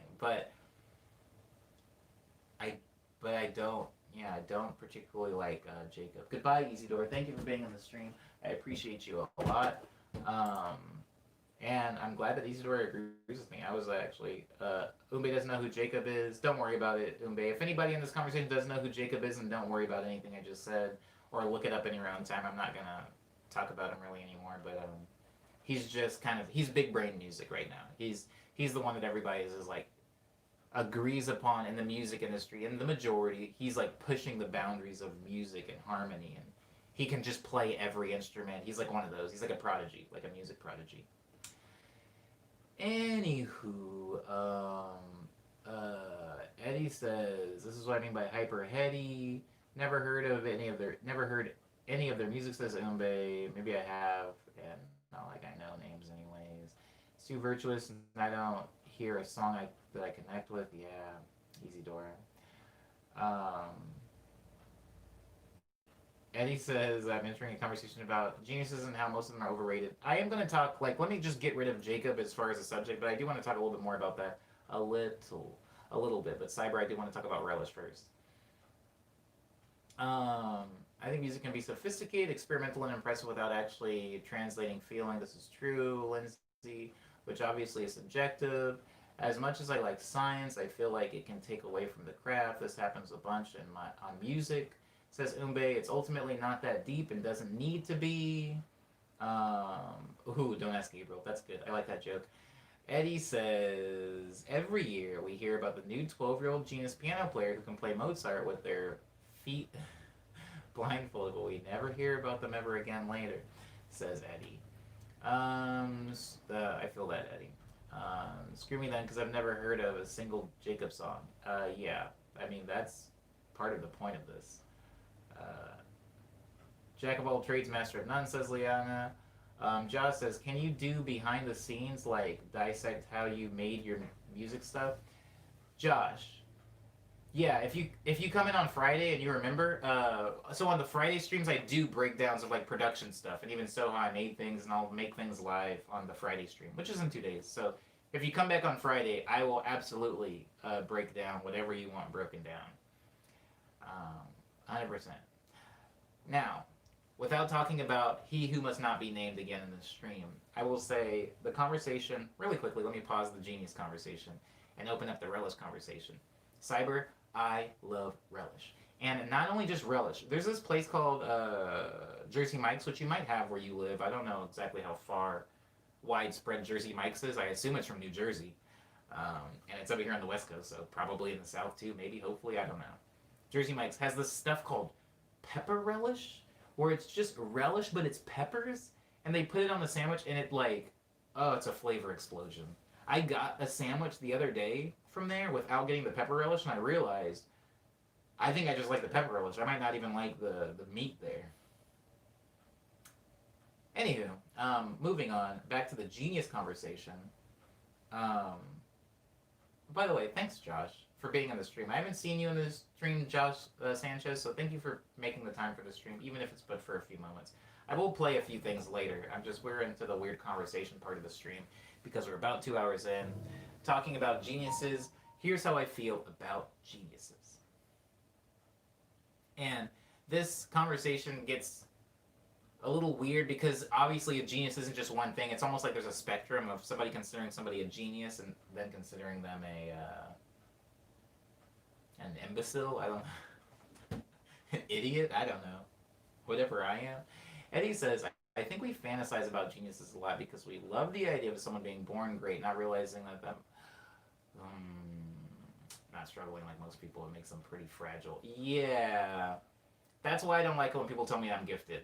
This was a whole thing. I don't know if you were here for it. You probably weren't, Eddie. This was like a year, maybe 2 years ago in the stream. Somebody came in and told me that I was gifted and talented, that I had a gift, and they were like, you need to thank God because he instilled that in you. Like, what I'm hearing from you, they had a whole thing, and it was very, very nice, and everything that they were saying was very positive and empowering. Well, I'm not going to say empowering. It was actually the opposite of empowering, but it was very positive, and it was very well-meaning, and I had a not-so-dope reaction to it, and so I hear that. I don't like the, weird fantasizing and romanticizing of geniuses and talent, because that's just not, that's just not how it works.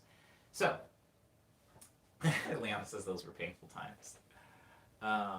It takes work. It definitely takes work. But what I'm going to say specifically about geniuses, there is a lot of art. And I'm always... I love this chord to this chord. And then this chord to this chord. It's so nice.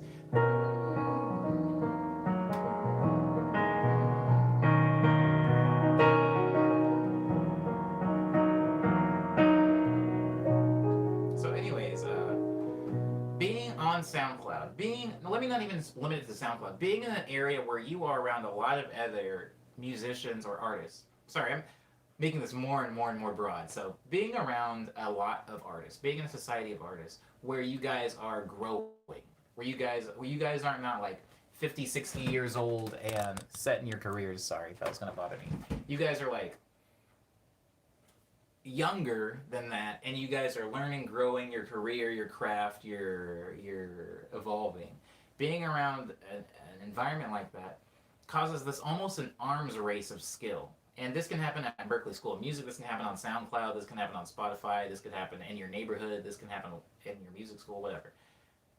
It causes an almost arms race of like, I need to learn how to do this thing cool. I need to learn how to do play. Oh, have you met Corey Henry? He can play like every single scale on the thing. He knows how to play this. He can do that. He's a multi instrumentalist. Oh, have you met this person? They're doing this. It's an arms race. You're trying to improve. You're trying to better yourself. Hey, what's up, Alpha?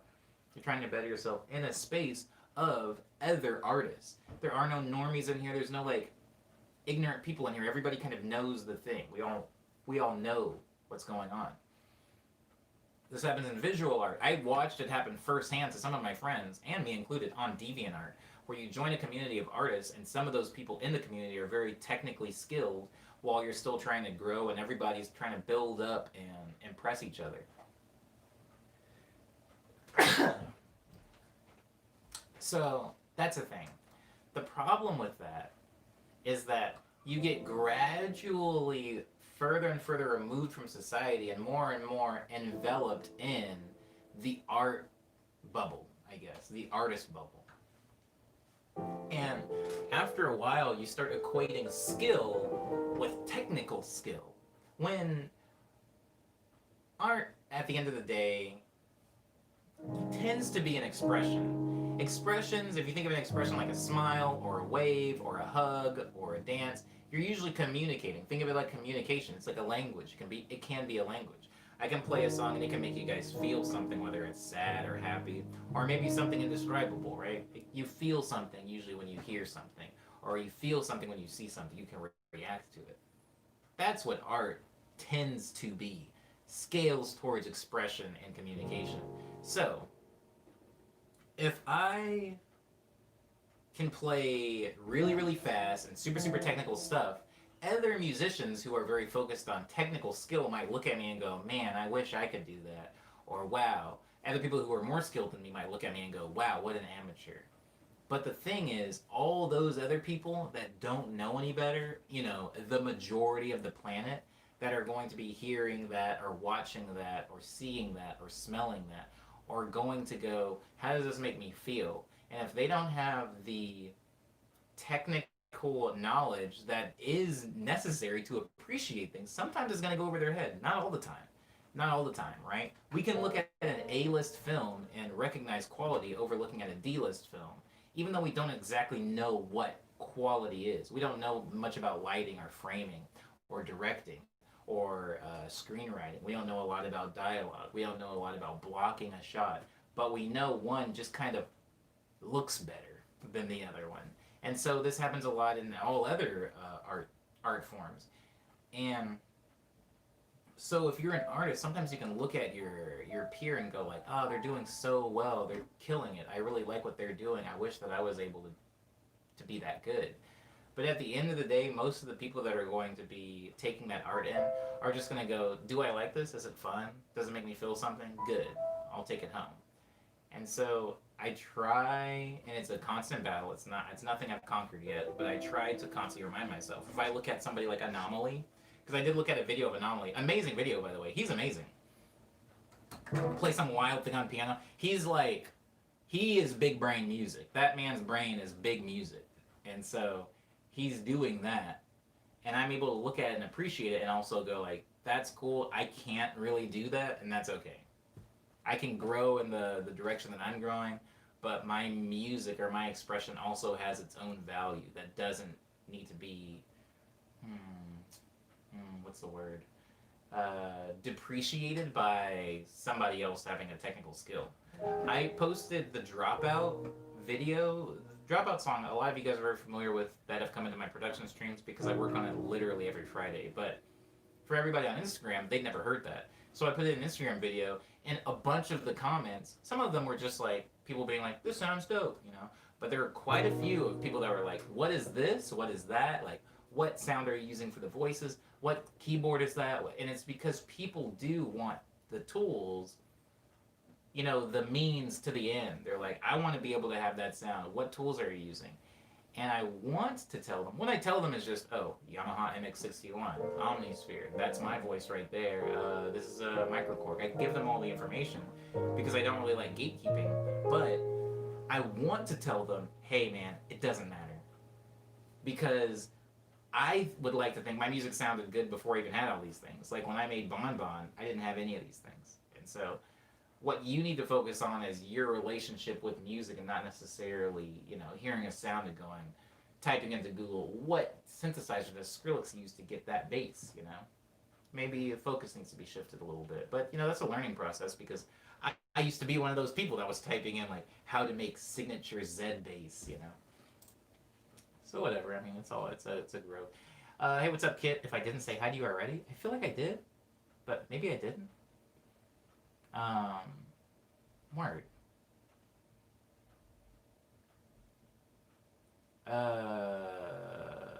Sorry, I wasn't paying attention to the chat at all. Being the artist, it's your thing, but when you go to a group of artists, you're not special anymore. This is true, Eddie. Omniboy is actually the second best composer. The first guy who Bon Bon from Nice Dream. Hold on. Omniboy is actually the second best composer. And the first is the guy who Bon Bon from Nice Dream. Mine, says Josh. Well, Josh, I am the guy who Bon Bon from Nice Dream. So, am I first and second? Eddie says, now we talking about accessibility. When it comes to art and how elitism in this field is toxic and they're, oh crap, a reflection of socio-economic issues and racism. A lot of the info about art is behind paywalls. Yeah. Okay, so I said I wasn't going to bring up He Who Must Not Be Named. Who now, since I keep saying that, I'm just going to call him Voldemort. Voldemort is lauded as, the best musician of our time right now. Eddie, my friend, who also is a very, very talented, big brain music man, does not particularly like Jacob. And he had a pretty scathing take of Jacob, which I don't have pulled up on my computer right now so I can say it. But he was basically like, Jacob is just some white dude with, quote, he put quotes around it. He said, quote, chops. He was like some white dude with chops whose parents are music professors, and he was mentored by Quincy Jones, and he's very wealthy. So yeah, Jacob just has access to more things than the average person does. And this tends to be true for all of the geniuses. Now, there have been some really cool examples of the opposite, right? Like Quincy Jones.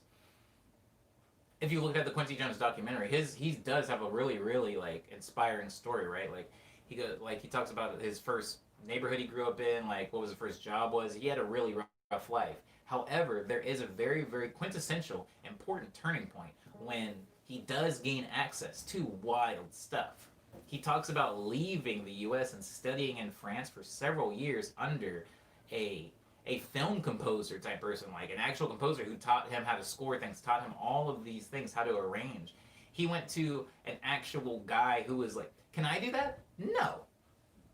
Can a lot of us do that? No, not really. And so usually if we're just going to be picking the genius of this time, the genius of that time, there is a lot of accessibility that people had, and it's hard. It's hard. By the way, thank you, Josh, for liking Bon Bon. I appreciate you. Also, thank you for being in the stream. But I'm just saying, basically what Eddie's saying is, and what also my friend Max was saying, it's easy for somebody to be the best musician when they happen to be the child of literal music professors. They're around music for all of their days. They're funneled through the pipeline. One of their mentors happens to be one of the most prolific musical masterminds of the past 50 years. It's hard.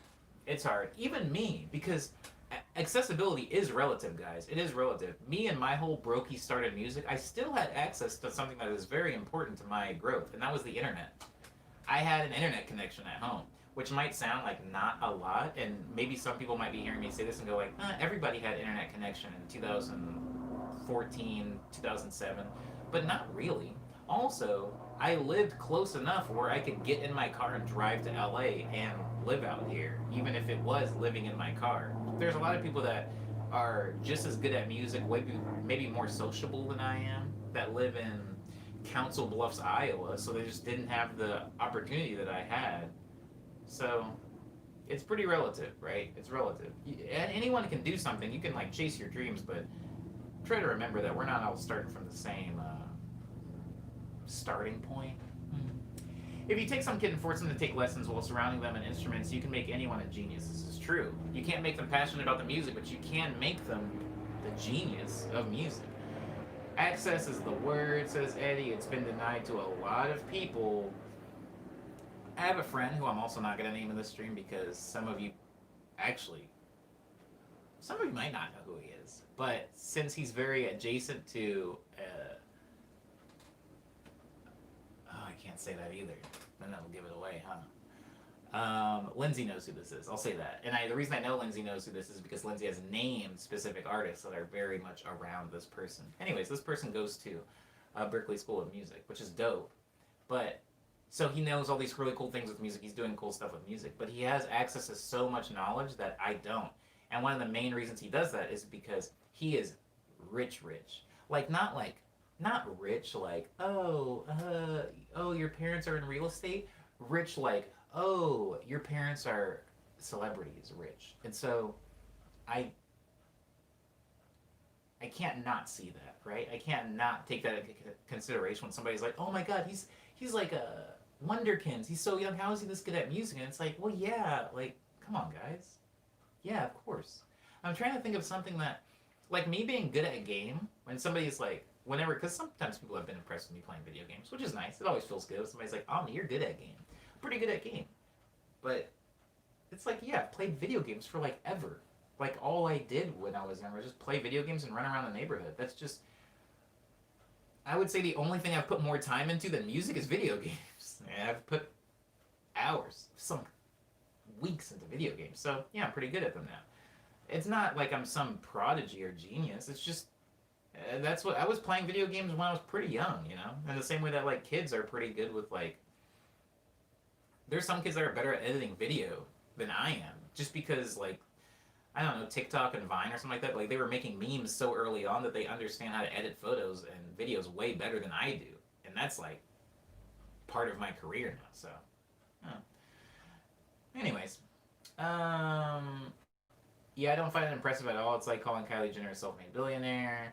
It's massive words, typos, but hopefully it came across, says Cyber. Cyber says, I don't know, I guess I have an issue with people who are ready to discount the talents of folks with means. You cannot deny access to resources. You cannot deny access to resources. Allows one to reach the potential, but that makes others work harder. And that's much more impressive, I think is what Cyber is saying. I guess I have an issue with people who are ready to discount the talents of folks with means. It's hard, Cyber. Because I'm not discounting talent. That is not what I'm saying. What I am doing is addressing a shortcut. Right? I'm addressing a shortcut, is all I'm doing. And I think that you can do that and not discount talent, right? If like Jeff Bezos or something like that gives a bunch of money to a charity, and I think that doesn't necessarily make Jeff Bezos a better person than me. You have to address the fact that Jeff Bezos has like access to way more money to give than I do, and so it's like, you know, all I'm doing is I'm just looking a little bit I'm looking before the finish line of the race and going like, okay, was everybody given a head start? And if they weren't, then it's like less impressive to me for the people that are given a head start. Same thing that you're saying. I'm not discounting the talent. I'm nowhere in this conversation am I saying Voldemort is not good at music. That's not what I'm saying. Even I, at the beginning of this conversation, did say that they were talented. I'm just saying that I'm not attributing a lot of that to like amazing rapid fire skill acquisition and passion. I'm crediting a lot of that to access because there's a lot of people, i.e., Eric Andre. The fact that he exists is such a gift to me because I can always use this example. Eric Andre is somebody that's amazing at music. He's incredible at music. He knows way more about music than I do. He just happens to not care about it, so he doesn't pursue it. He has a degree from the most prestigious music school in the States, and he just doesn't care. So he doesn't pursue music. He thinks it's not worth his time. So that helps knowing that. Sometimes people can just get that head start and they don't do anything with it. But the head start still exists. I have to note that it does exist. If Eric Andre was, some amazing bassist like Thundercat or something like that, it would be hard not to look at the fact that he went to a school for music, and had pretty wealthy parents to just kind of shoot him through that. Eric Andre's parents are very wealthy, but anyways, Lindsay says, yeah, my main thing is that the trajectory of children in wealthy families naturally leads to success. So when they do reach success, it's like, oh, that's to be expected. Exactly. That's what I'm saying. Jayla says, I never really liked the word talent, because it's so often used to ignore the hard work people put into improving. I agree with this, Jayla. Cyber says, yeah, the unfortunate reality is that not everyone can start at the same level, but it always comes across as saying, yeah, he's good, but he got a leg up. But maybe he actually is that good.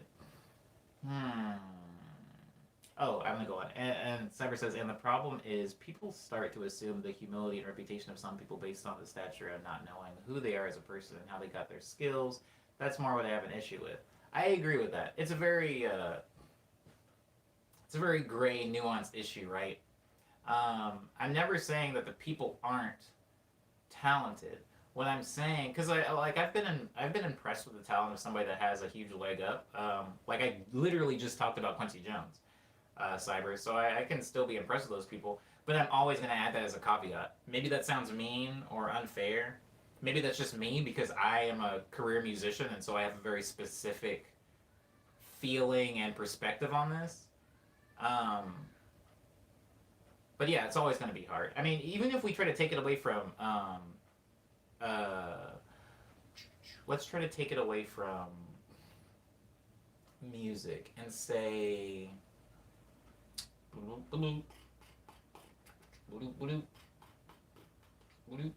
let's say Jeff Bezos is just an amazing genius and businessman.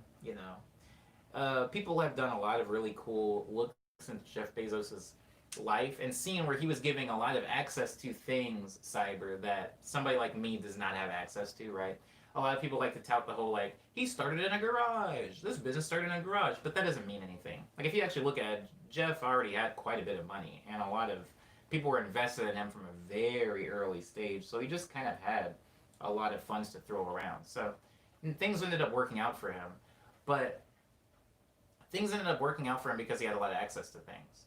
Now, does that mean that he's not a good businessman? No, not necessarily. But what that does mean is that somebody that was a good businessman but didn't have access to all the things that Jeff Bezos had access to doesn't necessarily become Jeff Bezos. And for me, for whatever personal reasons, that's the more important thing. So it's not like saying that, because, Voldemort became great, that I'm not discounting his skill, but I'm saying there's tons of people just as skilled as him that just don't have the access. And to me, the skill isn't what's making the difference. The access is what's making the difference to things, The access is what's making the difference. So that's what's more important. And I know that can come off upsetting, or maybe it sounds like I'm attacking people, or maybe it's me being bitter or something like that. But I don't think so, because like I said earlier in the conversation, I have been on the other side. I have been on the Jeff Bezos side of things, right? Where it's I live in LA. How many people are just as good as me, if not better, cooler, cuter, smarter, more charismatic, have more keyboards, have more work ethic or a better work ethic, that just don't have opportunities that I've gotten simply because I live here. I just live in LA, so I'm just at things a lot. People see me a lot. I'm in LA, so I have specific friends. I got to do that Discord thing because of a friend I had made playing shows forever ago. And if I lived in South Africa or something like that, I'm probably not making music for Discord. So I've also been on the side of it where I am the like Jeff Bezos, like I have the leg up. And I honestly do think, yeah, I'm a good musician, but that's not why I have that position. I, as the person in the Discord bucket, can say I'm not there off of skill alone. I would say my skill has helped, but I'm there because, I had a gifted position. I was friends with somebody that was, working there. And that's what I'm saying. That's what I'm saying. And I am sorry if that ever comes off like, hoity toity. That's not what I'm trying to do. I'm just saying it is something to take into consideration, especially in the music industry. Um, Anywho, access makes the difference, not skill, and that's the hard truth. Now you being bitter, yeah, I think that's what makes the difference. I think that's what makes the difference. Access. It's just not a meritocracy. If this was a meritocracy, this would be a very different argument. If this is even an argument, I would be making a very different point or not making a point at all. If this was a meritocracy, if we truly gave positions, especially in art, oh my god, especially in art business, to people based off of their skill, we would be in a different conversation. But that's just not how the music industry or the movie industry works, or the art industry or the fashion industry. It's just not how it works. And so, since I know it's not a meritocracy, I'm like, then what is the judging factor? And it's like, yeah, usually accessibility. And accessibility isn't always given to people based off of meritocracy, or they would just accept people into Berklee School of Music based on like their skill level or their passion level, and not necessarily how much money they are willing to put into tuition. Because I know several people who have not only been admitted to, but have actually graduated from Berklee School of Music, whose music careers are going nowhere if they even exist. And I'm not talking about Eric Andre, but he would be a very good example of that. He would be. Eric Andre should just release an album. That'd be fun. That'd be fun. Berklee grad releases Upright Bass album. It's all upright bass. I think self-awareness is important. Acknowledging your leg up is important, and trying to give opportunities to people who weren't as lucky is the key. Hence why if you give access, just share it, says Eddie. I'm not nearly high up enough to like give people, but I have helped people with one major thing. When I was, and it was very, very good moment for me. When I was sponsored by Urban Outfitters, they let me run the playlist for Urban Outfitters. And oh, this is amazing. Okay. Actually, I like this example because I can use this as kind of like a daisy chain. Is that what it's called? To my friends. So I got sponsored by Urban Outfitters. I'm no longer sponsored by Urban Outfitters, but I was. And we all remember how great of a ride that was. Anyways, I was sponsored by Urban Outfitters, and I was in charge of doing the thanks for the 213 Cyber. I will play the sound in a minute. I was sponsored by Urban Outfitters, and they let me do the sound, the playlist for what was being played in the store. And me being me, I was just like, okay, I'm gonna put Ehi in there. I'm gonna put Bouquet in there. I'm gonna put Mia Gladstone in there. I'm gonna put Mark Redito in there. I was just putting in everybody that like I knew and I was homies with. So then all of my friends started getting way more play in like Urban Outfitters, and actually ended up getting some shows off of it.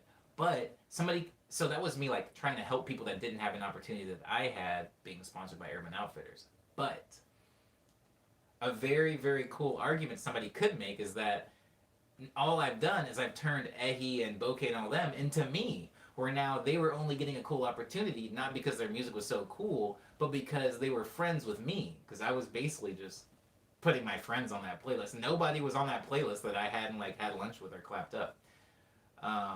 But they were all people that weren't as big as I was at the time. I wasn't exactly putting like Sean Wasabi or friends that I have that were like bigger than me or at the same level as me. I was like specifically reaching out to people that seemed a little bit smaller. Whatever. Anyways, Eddie says that's kind of why I'm thinking of starting a YouTube to teach animation and learn at the same time. That could definitely be a good service. 213.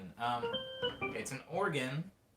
We're still in the organs. There's always like a million organs on Yamaha keyboards. I don't know why. There's more organs than there are pianos, which is...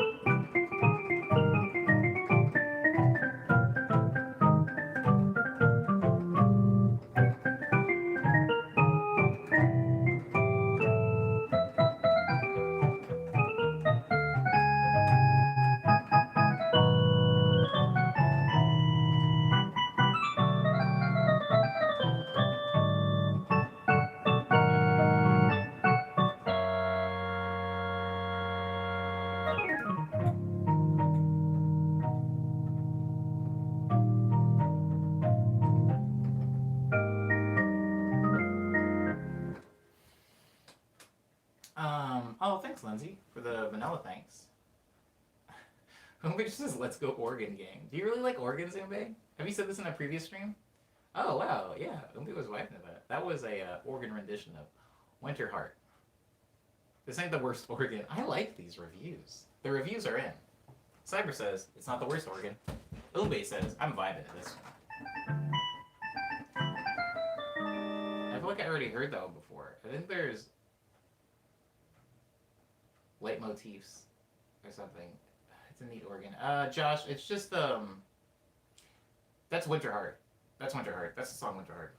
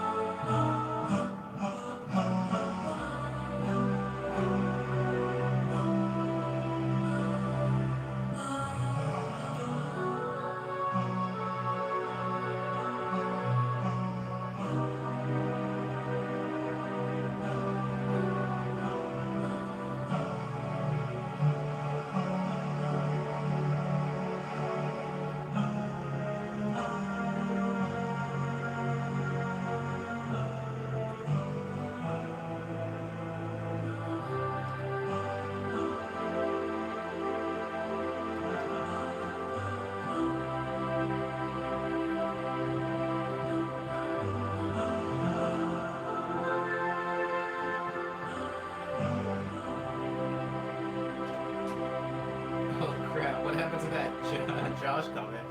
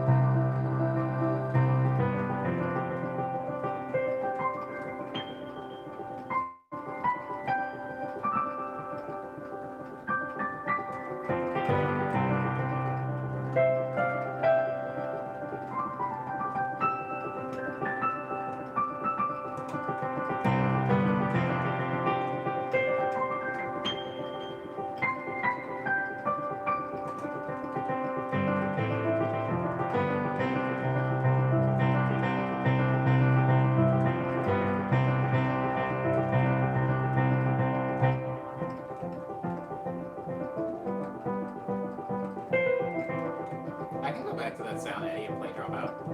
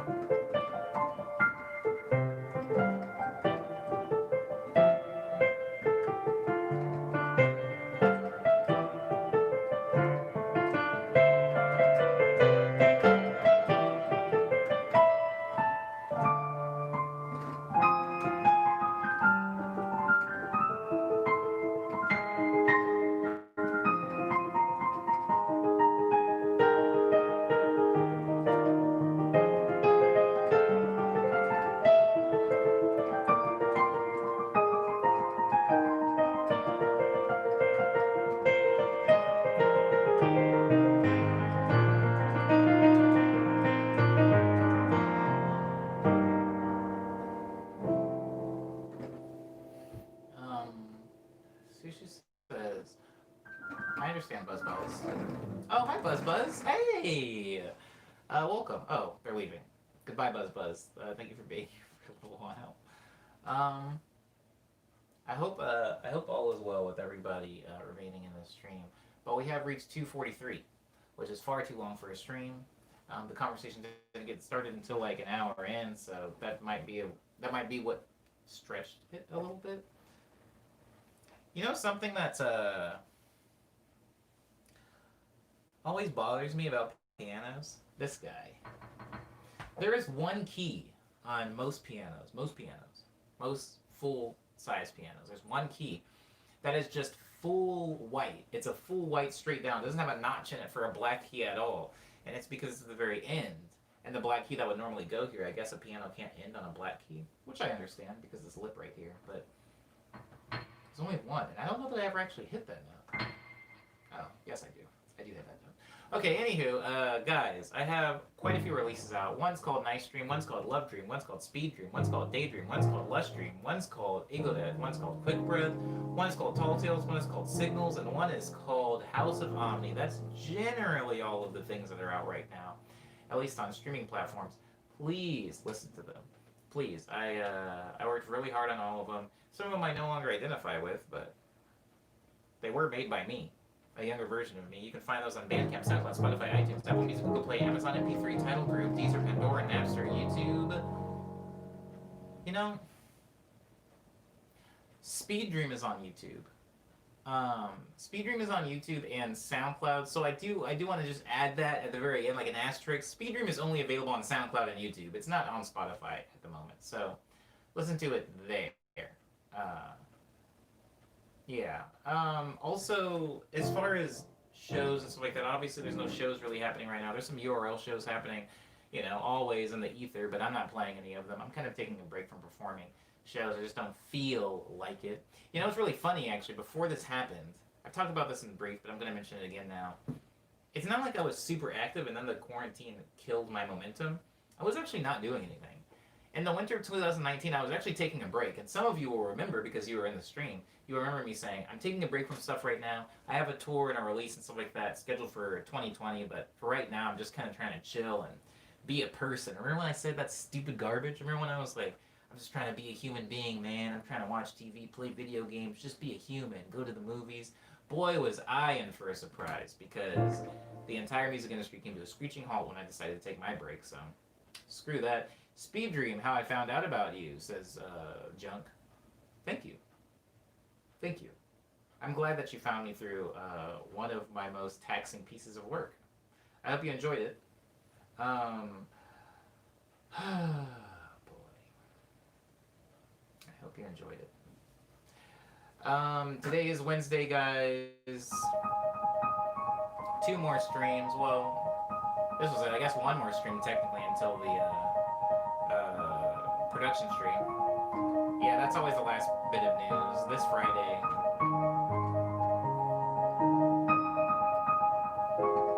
This Friday, I'm doing a production stream here on YouTube. It's going to be 6 hours long, so prepare snacks if you plan on staying for the entire thing. If not, and you have any production questions, please remember to ask them on Friday. I'm so glad that we do these weekly.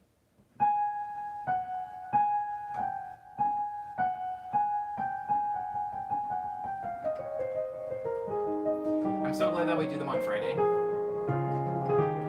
Because now, it's not like you have to wait a really long time if you did have a production question. You're always at most 4 days away from a production stream. If I'm streaming. I guess if it's Saturday, you're a full week from one.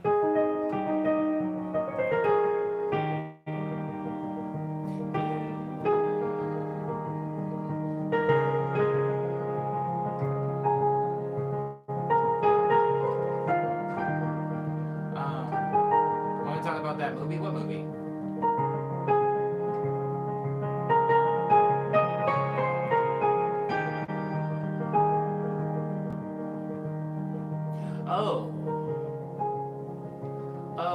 Oh, Groundhog Day. Maybe next stream? Since this is the end of this one?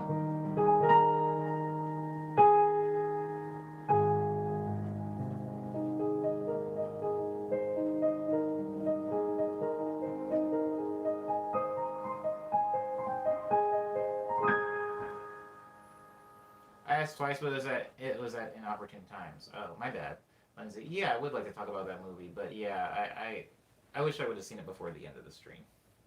My bad. Um. Uh. Guys, it is Wednesday. We're halfway through the week. I hope you have something good planned today. I'm going to make another one of my lemonade things, the lemonade concoction. I think I'm going to put like some watermelon in it this time, maybe some blueberries or something. I'm onto something, guys. It's just like my smoothie. And my smoothie took a long time to get where it is now. It used to be simply strawberries and bananas. Oh, whoa. Oh, woe to the man who only put strawberries and bananas into his smoothie. And so gradually I started adding blueberries, then I started adding kiwi, then I started adding watermelon, then I started adding yogurt, and now it's delicious. But this lemonade thing that I have now, I would like to see it evolve. And since it's so hot, like this weekend, it's going to get up into the triple digits. It's going to be so nice to be able to make a nice lemonade, slushy, icy thing, and sit on the porch. It's not really a porch, is it? Anywho, Leon says, "Oh, whoa." The little owl face. It's an owl, isn't it? Or is the owl with a V? Probably the owl is with a V.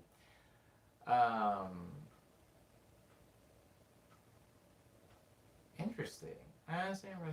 Oh, Jayla is impressed with Lindsay. That's nice. Lindsay is good. Lindsay is good generally. All around good. All around good one. Thank you everybody for being. Sorry, I just remembered some stuff I have to do today. Thank you everybody.